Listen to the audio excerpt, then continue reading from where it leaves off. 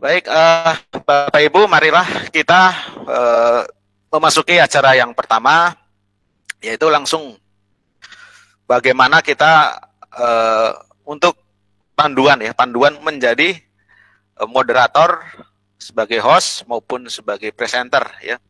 Kita akan melihat bagaimana tekniknya, gimana tutorialnya sepertinya itu kan. Dan pada kesempatan kali ini permateri akan disampaikan oleh Ibu Ike Yuniawati. Kepada Ibu Ike Yuniawati kami persilakan. Terima kasih Pak Yanwar. Bismillahirrahmanirrahim. Assalamualaikum warahmatullahi wabarakatuh. Waalaikumsalam warahmatullahi wabarakatuh. Waalaikumsalam. Oke, Bapak Ibu peserta VCT Pesat, pada kesempatan kali ini saya akan menyampaikan materi mengenai teknik menjadi host, moderator, dan presenter. Mohon bantuannya Pak Ahmad untuk share screen. Oke. Ya. Dari Pak Yanu juga boleh, Pak. Udah sama aja. Sama aja. Ya, silakan. Silakan. Terima kasih. Ada 3 skill set yang perlu dilakukan pada saat kita mengikuti VCT. Yang pertama adalah bagaimana cara menjadi host, menjadi moderator, dan menjadi presenter. Nanti Miss Lariska akan menjelaskan bagaimana cara menjadi presenter. Oke, next Pak.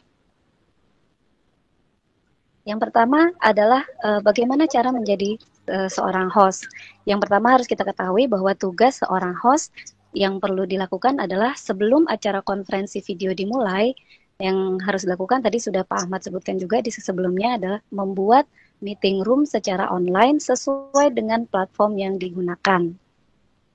Lalu selain membuat platform, membuka platformnya, tugas yang kedua adalah membuat QR code, room link dan di shorten link. Jadi nanti link meeting yang sudah Bapak Ibu buat itu akan dibuat QR code dan juga akan di shorten.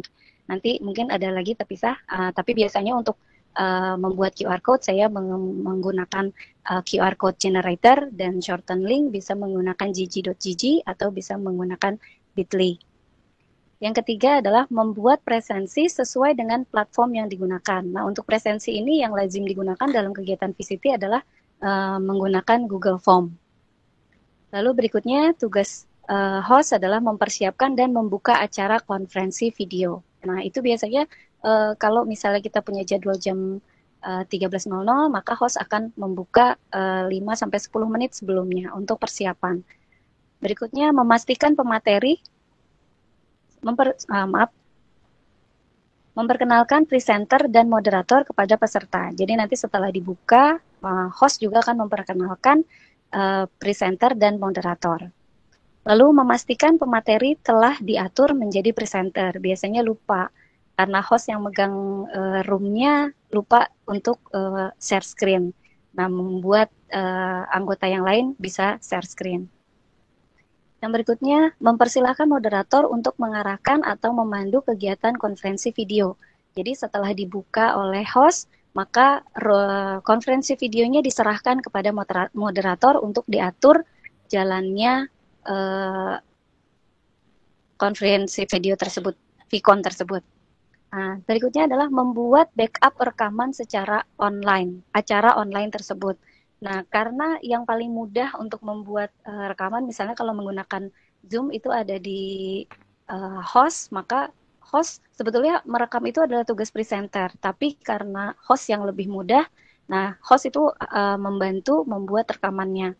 Atau juga bisa membuat anggota lain, misalnya moderator atau presenter, bisa kalau menggunakan Zoom, bisa juga untuk diizinkan untuk merekam. Oke. Next, Pak. Nah, ketika berlangsung acara konferensi video, tugas seorang host adalah mengatur tampilan kamera dan mikrofon peserta ketika acara berlangsung. Jadi kalau misalnya ada mikrofon dari peserta yang nyala, itu kan bisa dimatikan langsung dari hostnya. Lalu mematikan mikrofon atau audio peserta pada saat pemaparan materi berlangsung, sehingga jalan VCon tersebut bisa lebih kondusif. Lalu mengatur on-off audio peserta saat sesi diskusi atau tanya jawab. Ini juga menjadi tanggung jawab seorang host. Siapa yang diizinkan untuk menyalakan mikrofon itu dari host juga. Lalu memberikan peringatan pada peserta hingga mengeluarkan atau expel peserta yang mengganggu kondusivitas room konferensi video. Jadi kalau ada peserta yang mengganggu, kita bisa mengeluarkan. Nah, mengeluarkannya kalau misalnya menggunakan Zoom itu bisa dimasukkan ke waiting room atau kalau dimasukkan ke waiting room kita bisa admit lagi. Tapi kalau kita remove dari Zoom itu tidak bisa login lagi, tidak bisa masuk ke room lagi. Itu jadi harus meeting yang berbeda baru bisa masuk. Nah, untuk amannya kita bisa masukkan ke waiting room saja. Berikutnya adalah membantu moderator selama acara berlangsung demi kelancaran konferensi video. Nah, maksudnya membantu moderator adalah ada yang namanya silent moment. Pada saat kita mengadakan VCon, mungkin saja ada waktu-waktu yang semuanya itu diam. Nah, itu kurang baik dalam sebuah kegiatan VCon. Jadi, pada saat moderator itu mengajak peserta berinteraksi, ternyata tidak ada audiens yang merespon, itu host bisa membantu moderator untuk TikTok untuk tanya jawabnya atau untuk berkomunikasinya sehingga roomnya tidak sunyi-senyap, tidak diam semua gitu. Jadi nanti host dengan moderator bisa saling berinteraksi. Berikutnya adalah menyebarkan presensi di kolom chat peserta. Ini juga tugas seorang host untuk membagikan presensi, membagikan absen, tapi di chat roomnya ya, tidak di grup WA gitu. Karena bisa kalau di chat room bisa langsung ketahuan bahwa yang mengisi presensi adalah yang mengikuti kegiatan VCon tersebut. Oke, next Pak. Ya.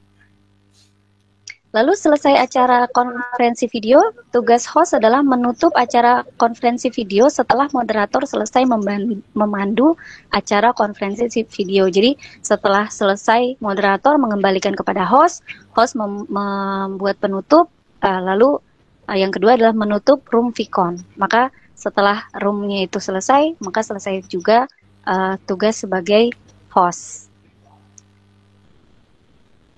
Oke. Berikutnya Pak.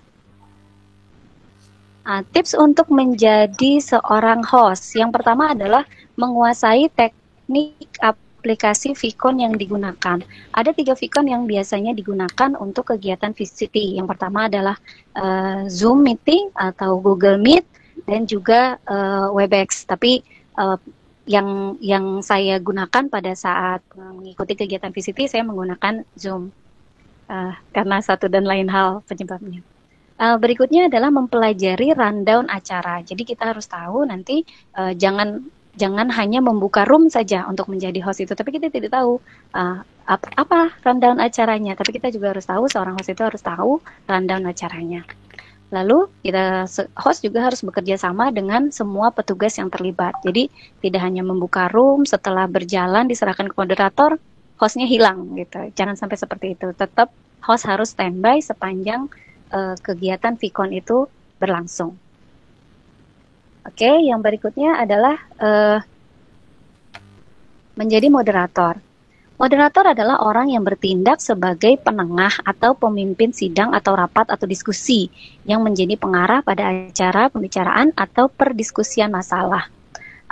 Ada tugas-tugas moderator. Yang pertama adalah pada saat berlangsungnya konferensi video, moderator memiliki tugas sebagai berikut. Yang pertama adalah pembukaan. Nah, pada saat pembukaan, moderator memperkenalkan presenter dan tema presentasi. Jadi kurikulum vitae sebelum kita membuka room, moderator juga silakan meminta kurikulum vitae dari presenter karena nanti akan diperkenalkan seperti misalnya tempat tanggal lahir, latar belakang pendidikan, lalu tugas-tugasnya sekarang di mana, itu ditanyakan oleh moderator. Nanti pada saat dimulai kegiatan VCon itu disampaikan oleh moderator. Yang berikutnya adalah membacakan kurikulum vitae dari presenter. Jadi kita harus minta lebih awal, jangan dadakan buka room baru bertanya, Pak, Bapak lulusan di mana? Bapak sudah berkeluarga atau belum? Jadi kita sebelum room itu dibuka, moderator harus sudah mengetahui informasi kurikulum vitae tersebut. Lalu berikutnya adalah mempersilahkan presenter untuk menyajikan presentasi. Nah, barulah nanti setelah membacakan kurikulum vitae, mempersilahkan presenter untuk memaparkan materi yang akan dibawakannya. Oke, next Pak. Ya, pada saat berlangsungnya konferensi video, moderator memiliki tugas sebagai berikut. Sesi paparan materi dari presenter. Nah, pada saat presenter memaparkan materi, nah, moderator harus memandu dan mengatur jalannya acara. Lalu juga yang kedua, mengingatkan presenter mengenai alokasi waktu untuk paparan materi jika presenter lupa. Nah, biasanya ini ada yang asyik gitu, presenternya keasikan bawain materi sampai lupa waktu, sampai jam berapa ini tugasnya. Nah, itu tugasnya dari moderator untuk mengingatkan. Lalu berikutnya, menciptakan suasana nyaman dan kondusif. Lalu next Pak. Pada saat berlangsungnya konferensi video, moderator memiliki tugas sebagai berikut. Yang penting itu sesi diskusi atau tanya jawab, membuka sesi tanya jawab, menciptakan suasana nyaman dan kondusif, mengakomodir pertanyaan peserta dengan memperhatikan urutan penanya. Nah, pada Vicon, pertanyaan bisa diberikan secara langsung ataupun juga melalui chatroom. Makanya moderator itu perlu memperhatikan apa yang terjadi di chatroom tersebut, karena biasanya ada juga yang kesulitan mikrofon atau kesulitan untuk menyampaikan secara langsung, menuliskan pertanyaannya di chatroom.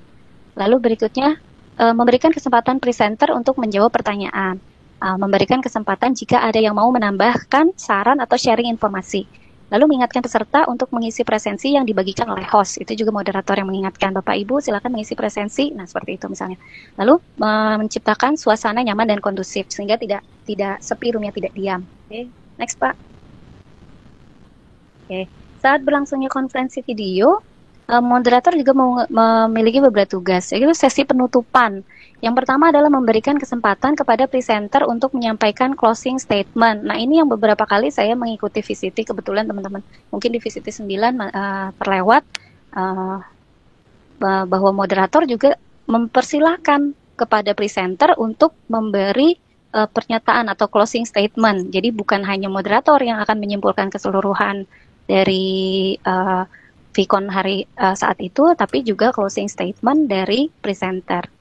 Lalu berikutnya membuat kesimpulan dan dari presentasi yang disajikan. Itu juga moderator membuat kesimpulan. Jadi apa yang disimpulkan dari paparan materi, dari tanya jawab atau dari sharing informasi itu disimpulkan oleh seorang moderator. Lalu berikutnya menutup sesi presentasi dan mengembalikan kegiatan konferensi video kepada host. Lalu yang terakhir adalah mengembalikan kegiatan kepada host. Next Pak. Tips untuk menjadi moderator. Yang pertama adalah ini yang seringkali mungkin terlewat oleh saya pada saat mengikuti VCT juga, yaitu mempelajari materi yang akan dibawakan oleh presenter. Jadi kita tidak hanya sekedar membuka, tapi paling tidak kita mengetahui sekilas materi apa yang akan dibawakan oleh presenter. Jadi nanti pada saat kita merespon atau TikToknya dengan presenter itu kita nyambung gitu. Jadi nggak gelap lah istilahnya gitu. Kita mengetahui apa sih yang lagi dibawakan, apa sih yang akan dipaparkan oleh presenter. Lalu menyiapkan data personal yang terlibat dalam acara. Lalu siapa hostnya, siapa tadi yang meminta kurikulum vitae lebih awal, itu juga tugas sebagai moderator. Lalu menghidupkan suasana Vicon. Nah, untuk menghidupkan suasana Vicon ini kita bisa moderator bisa berinteraksi juga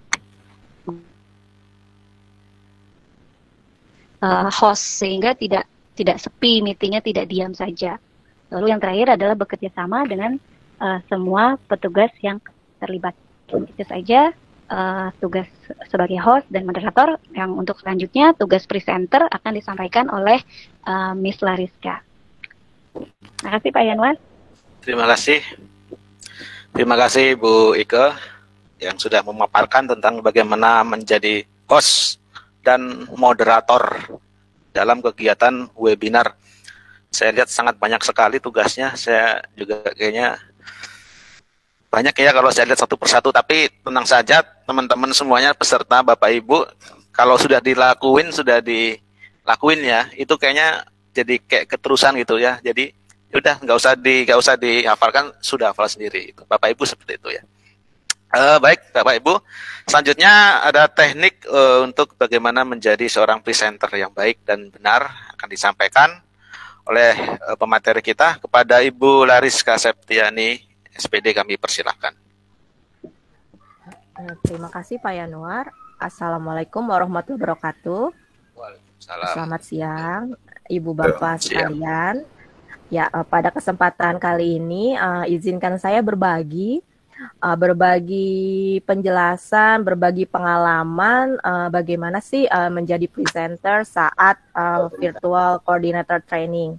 Ya, karena saya yakin untuk menjadi presenter di sini semua sudah pernah, karena profesi kita adalah sebagai guru. Nah, itu sebenarnya secara tidak langsung kita sudah menjadi presenter. Hanya saja dalam VCT kali ini audiensnya itu beda. Oke, sehingga tantangannya pun juga berbeda. Oke, untuk Pak Ahmad boleh minta tolong share screen-nya. Masih yang lanjutan dari Mem Ike ya, Pak? Oke, coba. Ya, terima kasih Pak Yanu. Ya, oke, selanjutnya di sini saya akan menjelaskan tugas dari seorang presenter. Presenter adalah orang yang memperkenalkan atau mempresentasikan materi dari program yang dibawakan. Jadi kurang lebih bisa dikatakan presenter itu adalah narasumbernya atau bintangnya. Jadi kenapa orang mau join virtual account-nya, virtual Zoom-nya, virtual conference-nya, ya karena dia mau lihat materi yang disampaikan oleh si presenter ini. Makanya karena kita sebagai narasumber utama, diwajibkan banget kita harus well prepared dalam menyampaikan materi tersebut. Nah, dalam visit ini ada beberapa tugas dari seorang presenter. Yang pertama adalah memaparkan materi dengan singkat, padat, dan berisi. Kenapa harus singkat, padat, dan berisi? Karena di sini ada durasi minimal dari VCT, yaitu minimal 30 menit dan maksimal 1 jam. Oke, dan itu belum termasuk sesi tanya jawab dan juga belum termasuk moderator TikTok dengan yang lainnya. Jadi diusahakan kita benar-benar menyampaikan intinya saja. Oke, tidak terlalu panjang lebar tapi dapat kepada para audiens di sini. Oke, yang kedua adalah menjawab pertanyaan peserta VCon. Oke, setelah presenter memaparkan materinya, nah nanti ada sesi tanya jawab dari audiens. Makanya di sini kemampuan penguasaan materi sangat diperlukan oleh presenter. Jadi sebelum kita mau mempresentasikan sesuatu, kita harus memilih-milih dulu materi yang menurut kita layak untuk dipresentasikan, ya terutama yang kita kuasai. Jadi kalau pengalaman saya, waktu di VCT Batch 7, karena saya punya background bahasa Inggris, saya ngambil materinya yang berhubungan bahasa Inggris, tapi tidak terlalu khusus bahasa Inggris, jadi yang umum, seperti gimana sih caranya meningkatkan kemampuan berbahasa Inggris. Nah, itu kan umum buat semua orang, tapi ada hubungannya sama bahasa Inggris. Atau mungkin waktu Mem Ike, dia memberikan materi tentang apa sih bedanya TOEFL, TOEIC, sama IELTS. Nah, jadi yang menurut kita itu bisa kita jawab ketika sesi tanya jawabnya itu kita yang bawakan. Karena takutnya ketika kita ngambil materi yang bukan dari bidang kita atau yang bukan kita kuasai, itu menjadi blunder buat kita juga gitu. Yang ketiga adalah mengakhiri kegiatan dengan menyampaikan kesimpulan, rangkuman, pernyataan sebelum mengakhiri materi. Nah, ini atau dibilang dengan closing statement.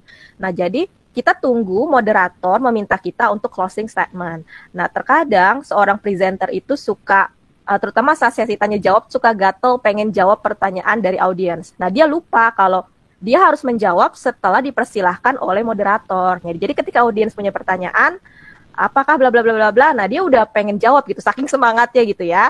Tapi dia lupa seharusnya biarkan moderator dulu yang mengulangi pertanyaannya dan mempersilahkan kita sebagai presenter untuk menjawab. Nah, ini memang sering lupa, bahkan saya pun seperti itu. Oke, next Pak Ahmad. Ya, tips menjadi presenter yang pertama adalah menentukan tema. Ya, tadi seperti yang sudah saya katakan, boleh pilih tema yang benar-benar kita kuasai. Nggak harus sama seperti background kita. Boleh kalau suka hobi, misalkan hobi mancing atau hobi nonton film, ya silahkan. Kalau itu bermanfaat untuk kita semua, kenapa nggak kita share.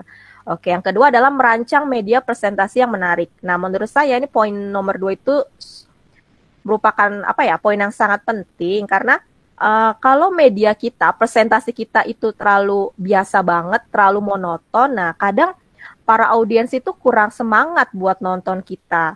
Jadi mereka ngelihat presentasi aja standar banget gitu. Nah, apalagi sekarang kita udah punya Canva, ya udah banyak lah media yang bisa bikin PowerPoint menarik. Nah, itu boleh kita gunakan. Jadi bikin presentasi yang eye catching gitu. Ih, seru nih kayaknya kelihatannya oke presentasinya. Oke, yang ketiga adalah menguasai materi. Jelas ini adalah modal paling penting dalam menjadi presenter adalah paham materinya. Biar kita nggak kakmat ketika sesi tanya jawab tersebut. Oke, next Pak Yanuar. Boleh yang presentation satu lagi? Oke, siap. Ya, ini ada lagi tips menjadi presenter yang baik. Sebenarnya sih ini lebih kayak presenter secara live ya. Cuma ada beberapa hal yang bisa kita ambil dari presenter yang satu ini. Oke, boleh Pak, next Pak. Oke, bagaimana sang presenter mengubah isi presentasi tertulisnya menjadi sebuah pertunjukan imajinatif yang dapat diterima dengan oleh pendengarnya. Berikut adalah tips yang bisa Anda terapkan menyampaikan presentasi. Oke, Pak, next. Oke, yang pertama adalah awali dengan berlatih. Kalau saya pribadi, saya tipikal orang yang kurang percaya diri ketika harus berbicara di depan orang baru. Kalau di depan murid, ya sudah biasa. Bahkan di depan murid pun sometimes saya masih suka deg-degan ketika ketemu sama murid baru. Nah, ini ketika VCT saya ketemu sama audiens yang saya nggak kenal, yang dari luar sekolah. Makanya di sini saya benar-benar well prepared. Saya latihan terus sampai ngomong di depan kaca karena takut banget kalau terjadi blunder. Nah, jadi buat orang-orang yang setipe sama saya, yang masih kurang percaya diri kalau buat ngomong di depan orang baru, boleh banget ini kita lakukan yaitu berlatih dulu. Jadi sebelum kita melakukan live Zoom ya boleh kita berlatih dengan berbicara di depan cermin. Oke Pak, next. Oke, yang kedua adalah tunjukkan rasa percaya diri ya. Pasti ketika kita ngomong di depan orang baru nggak mungkin nggak ada kata nervous ya. Saya itu sangat nervous ketika ngomong sama orang baru. Tetapi saya berusaha menunjukkan confidence saya, rasa percaya diri saya karena kalau saya nggak yakin, gimana orang mau percaya kalau materi saya itu benar atau layak untuk disampaikan. Nah, jadi bikin kita aja yakin kalau yang kita sampaikan itu benar, tapi bukan berarti kita lebih pintar dari audiens. Jadi di sini kalau yang materi yang kita sampaikan itu sudah kita pahami, sudah kita pelajari sebelumnya. Jadi tunjukkan kita percaya diri. Jadi jangan sampai ada hesitate gitu kayak gagap-gagap gimana. Makanya dibutuhkan latihan dulu sebelumnya untuk menunjukkan rasa percaya diri. Oke Pak, next. Oke, di sini adalah mainkan suara Anda. Nah, ketika menyampaikan materi, beberapa kali saya menonton VCT, ada pemateri yang suaranya lama banget gitu, kayak keong ya ngomongnya lambat, terus ada juga yang cepet gitu, sampai titik koma ditabrak. Jadi kadang audiensnya nggak nangkep materinya tuh tentang apa. Nah, di sini pun kita harus bisa tahu kapan sih kita ada titiknya, ada komanya. Jadi ketika ada titik, jeda dulu, ambil napas dulu, baru lanjut ngomong. Materinya itu sampai ke audiens. Kan sayang kalau udah bahannya bagus, bahan presentasinya bagus, materinya bagus, ternyata cara penyampaian kita bermasalah. Masalahnya adalah karena suara kita. Jadi suara kita misalkan kurang terdengar atau terlalu cepat. Nah, makanya ini kembali lagi, kita harus berlatih sebelum tampil. Oke Pak, next. Nah, ambil nafas setiap jeda. Nah, ini ketika kita titik setelah kita ngomong, ya jangan lupa kita ambil nafas. Nah, ini juga fungsinya untuk bukan menurunkan ya Pak, menghilangkan gugup lah, serta mengurangi rasa gugup dan juga cara kita dalam mengontrol suara. Jadi oke, next. Nah, kan bisa kita tarik nafas dulu. Kalau terus ngomong kan juga capek ya Pak. Oke, next. Oke, jangan lupa buat kontak dengan pendengar. Nah, di sini sebenarnya lebih buat ke presenter yang live ya. Tetapi ketika kita Zoom pun wajib kita juga ngeliatnya ke kamera atau ke layar, ke screen. Masa kita ngomong kita ngeliatnya ke bawah atau ngeliat materi gitu saking baca atau bagaimana. Di sini eye contact memang juga diperlukan. Jadi serasa kita tuh diperhatiin sama audiensnya. Nah, jadi jangan lupa kita buat eye contact dengan para audiens. Next, Pak. Oke, ini sediakan air minum sebenarnya karena puasa, jadi nggak perlu ya, Pak. Ini waktu saya dulu waktu belum puasa, jadi ada lumayan, Pak, bikin saya ketika tanya jawab kan, moderatornya itu dulu mempersilahkan audiens, saya minum. Jadi rasa gugup saya lumayan berkurang dengan adanya minum. Tapi karena kita lagi puasa ini, kita skip dulu, Pak, untuk sediakan air. Oke, next, Pak. Oke, yang selanjutnya adalah selipkan sedikit humor. Nah, karena presenter adalah pusat dari semua acara di sini, oke, kita harus bikin acara tersebut juga nggak selalu monoton atau materi terus. Nah, kita juga harus boleh kita selipkan humor lah, ice breaking lah. Kalau yang nggak suka ngelawak, bolehlah ice breaking seperti apa. Karena takut jadi garing ya kalau kita yang nggak biasa ngelawak, tiba-tiba berusaha untuk ngelawak kan jadi aneh gitu. Jadi boleh ice breaking di sini. Oke, semuanya yuk kita apa dulu. Bolehlah karena kita guru, kita pasti tahulah beberapa trik cara bagaimana menyampaikan ice breaking untuk audiens. Oke, next. Oke, yang terakhir adalah jadilah diri sendiri, just the way you are pastinya. Sebagai presenter dan setiap orang memiliki cara tersendiri dalam menyampaikan suatu hal. Nah, begitupun dengan kita, saya, Mem Ike, Mem Naomi, nanti semuanya punya gaya yang berbeda-beda dalam mengajar. Nah, jadi berusaha jadi diri sendiri aja. Jangan saya pengen kayak Mem Ike misalkan bagus, dia kayak gimana nyampeinnya. No, karena setiap orang punya keunikan sendiri. Jadi percaya saja sama diri kita. Kalau mungkin keunikan itu yang bikin kita berbeda dari orang lain. Oke, selanjutnya Pak Yanuar. Oke. Sekian Pak Yanuar presentasi dari saya. Ini kita hanya berbagi Ibu Bapak. Mungkin dari Ibu Bapak sendiri juga bisa banyak lagi pengalamannya jauh lebih banyak dari saya. Oke, selanjutnya saya kembalikan kepada Pak Yanuar.